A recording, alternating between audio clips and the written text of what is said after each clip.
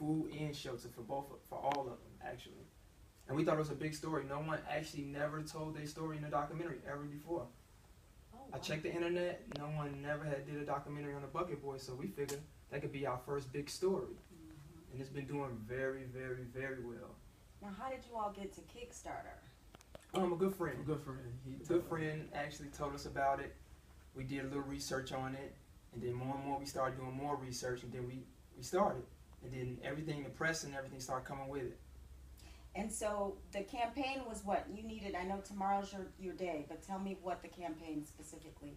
We wanted to raise 25,000. We put 35 days on it. The 25,000 is for like post production things like color correction, original scoring as far as the film and sound and equipment rental and stuff like that.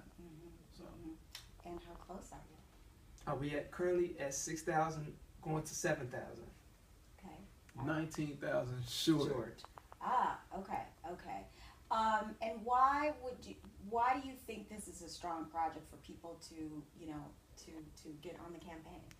I think by being the Bucket Boys, their story never been told. So it's like people got a story from everywhere. Like California got their own story, New Yorkers got their own story, but I feel like the Bucket Boys play a very important part in Chicago's culture, and it's like their story haven't been told. And it's like funny that it was just made for us to do it. I thought somebody would have done it by now, but yeah, it's like we got lucky. And so you all have been, over the last year, you've been working? Actually, the last 2 years. Okay, so how's that been? It's been an experience. Actually following them around and seeing that some don't have nowhere to stay, and we asking them questions, and they tell us more about their lifestyle and how they live. Because I didn't know that someone was in shelter, some didn't have nowhere to stay. So, to go more into the story, we start building a relationship, and we actually hang with these guys some of the times and get to see how they live, and we tell them the story. And hopefully, us telling this documentary, we could tell their story to a higher cast. And maybe what do you think they would want to? What would be your hope for them that this film does what for them?